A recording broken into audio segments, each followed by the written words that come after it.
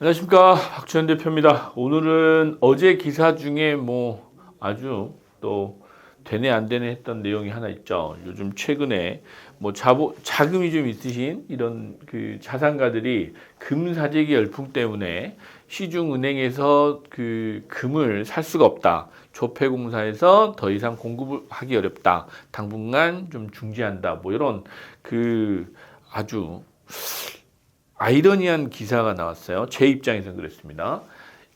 요즘같이 어렵다고 하는데 이게 금사재기 열풍이 맞나? 무슨 IMF 상황도 아니고 대체 왜 이러지? 라는 생각도 들고, 물론 이 지금 그 금사재기 열풍은 시장에 지금 이렇게 나오니까 그런데 사실 23년도 그러니까 2년 전부터 사실 금사재기는 있었어요. 왜?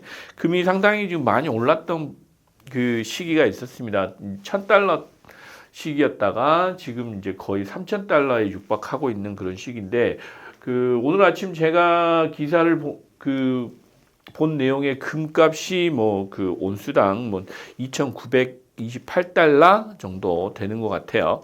그 딱 1년 전에 금값을 보니까 2,004달러였더라고요.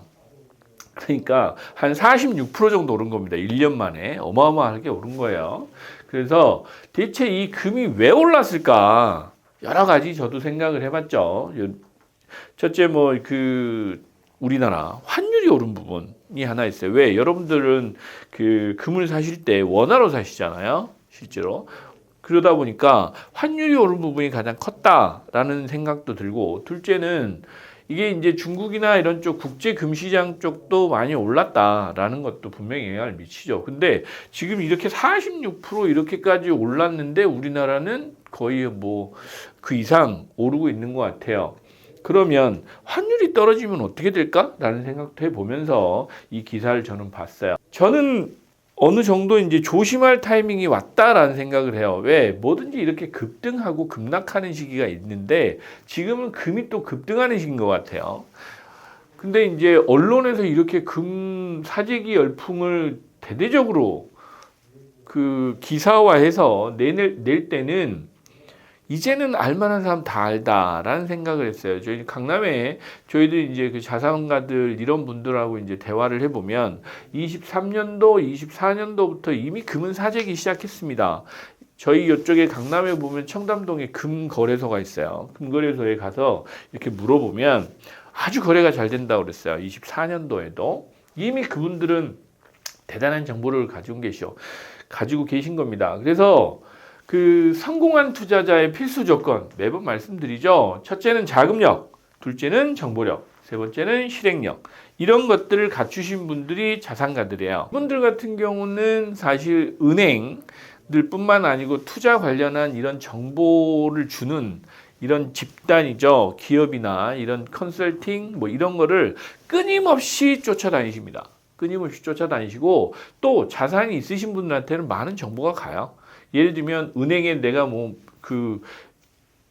몇 억씩 넣어놓고 계신 금융자산이 있으신 분들 같은 경우는 PB센터라고 표현합니다. 프라이빗 뱅킹 하는 PB센터 쪽에서 계속 연락이 갑니다. 무슨 상품 나왔어요? 뭐가 좋아요? 요즘에는 어떻게 투자하셔야 돼요? 이런 정보가 계속 갑니다. 계속 가니까 당연히 이분들 입장에서는 다양한 정보를 받으면서 그 최근에 흐름을 파악하실 수가 있어요. 그러면서 이분들이 또 하시는 게 있습니다. 이 자산가들, 그 기존의 고급 정보를 가진 계신 분들끼리 카페부터 시작해서 모임, 다양한 정보를 얻는데 아주 적극적이십니다. 부지런하세요.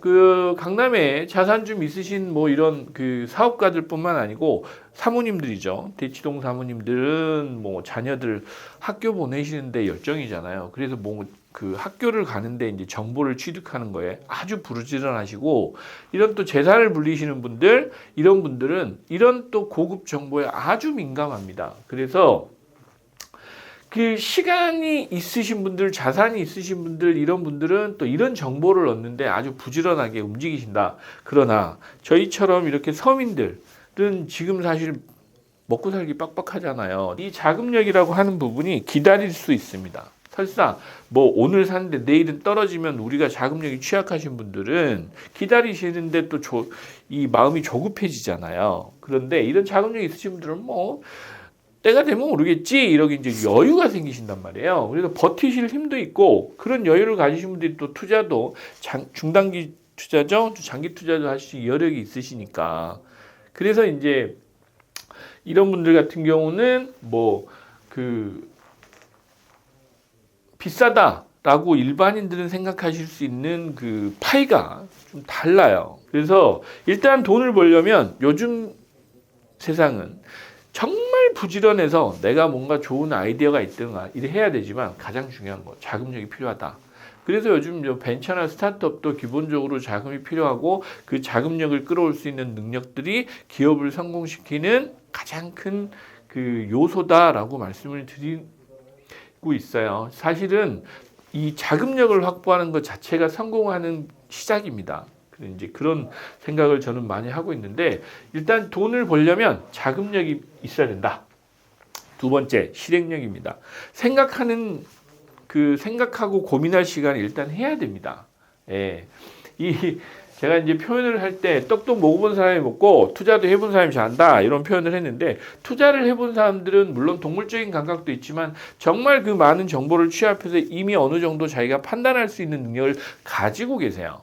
가지고 계시기 때문에 뭐 아마 그러실 겁니다. 언론에서 지금 막 떠들기 시작하고 뭐 금이 뭐 조폐공사에서 금을 당분간은 그 공급을 못한다 뭐 이런 기사가 나오면 이제 일반인 분들은 그걸 정보를 취득하신 분도 많아요. 대부분의 그 일반인들은. 근데 이미 지금 그 금을 상당 부분 사들이신 분들이 대부분 보면 자산가들이시란 얘기잖아요. 그 정보가 뭐 언론 나오기 전에 이미 이분들은 실행을 하셨어요. 그 실행을 해서 다 사갔으니까 지금 조폐공사에서 금을 못 사는 거잖아요. 그래서 이게 열풍이라는 기사가 나오면 사실 이미 모든 사람들이 알고 있다? 그러면 이분들은 이제 기다리기 시작합니다. 왜? 더 이상 투자는 안 합니다. 미국의 뭐 트럼프 정부나 이쪽은 제조업이나 또 에너지 오를 공급을 뭐 많이 한다고 하니까 그 에너지 가격이 떨어질 걸 감안하면 지금처럼 금값이 오를 수는 없다. 예를 들면 환율이 지금 1,450원 요 정도인데 1,200원 떨어져 버린다라고 하면 우리나라에서 여러분들이 지금 사신 금값을 계속 유지할 수 있을까요? 뭐 한돈이라고 표현하죠. 한돈에 요즘에 뭐 50만 원대 중후반, 뭐 60만 원대도 뭐 넘어가는 것 같은데 뭐 그렇게까지 계속 할까요? 아니겠죠. 환율이 떨어지면 좀 금값이 좀 떨어질 수도 있어요. 이제 그런 상황도 예측을 하시면서 투자를 해야 된다. 그래서 이미 그 환율이 1,450원, 뭐 1,500을 넘지 않는 이런 상황에서는 이 지금 열풍 기사가 나기 시작하면 일반인도 관심을 가져서 뭐 예를 들면 골드바도 뭐 작은 것도 있으니까 조그만 것들까지 막 투자하기 시작하면 이분들은 가만히 기다리고 있다가 이제 매각할 타이밍을 잡으실 수도 있다. 라는 생각을 하게 됩니다. 이제 그런 것들을 잘 파악해 보시면서 흐름을 좀 보셨으면 좋겠어요. 그래서 여러분들이 지금 이제부터 막 그 언론에 나오니까 나도 금을 사야 되나? 이게 지금 그 뭐 부자들은 금을 사재기 하고 있다네라고 하시는데 이미 부자들은 금을 다 샀습니다. 여러분들이 지금 사야 되나 할 때 이미 사서 그 1, 2년 전부터 금을 사재셨어요. 그래 놓고 이제 언론이 떠들어대기 시작하는 겁니다. 언론 기사화해서 이제 실제로 일반인들까지 많은 정보를 취득하기 한 시점에 환율 떨어지고 금리 내리고 정치 상황 안정되고 경제가 회복되면 금값이 계속 오를 거냐? 아니겠죠. 그건 아닙니다. 그래서 지금처럼 이렇게 투자할 곳이 없어서 금을 사댔는데 또 특히나 미중 관계 이런 것 때문에 중국이 금을 많이 샀던 영향도 있어요. 23년, 24년도에 그런 영향도 있는데 그럼 중국이 계속 금을 사들 거냐? 그건 또 모르죠. 그죠? 거기다가 지금 이제 이런 환율, 금리 뭐 이런 상황들이 전반적으로 정리가 되고 또 불확실성이 해소되고 나면 안정이 좀 될 거다. 그러면 또 그 우리 흔한 말로 상투 잡는 상황 아니겠느냐라는 생각도 해보셔야 될 타이밍이 왔어요. 미국 금 시세로 3,000달러 육박하고 있는 이런 그 시세를 주고 부가세까지 10%입니다, 여러분들. 금 사실 때 부가세까지 내면서 개인 투자자들이 이 금을 사는 거 맞냐? 조심하셔야 된다라는 생각을 해요. 저는 좀 기다릴 것 같아요. 저는 뭐 사실 뭐 이런 그 금투자 내용을 잘 해본 적이 없어서 잘 모르긴 합니다. 그러나 시장의 흐름은 알고 있습니다. 금은 일단 장기 투자입니다. 장기 투자고 물론 지금 산 가격이 10년 뒤에 뭐 4,000달러가 되고 할 수 있습니다. 하지만 투자 수익률로 보면 그렇게 매력적이진 않다.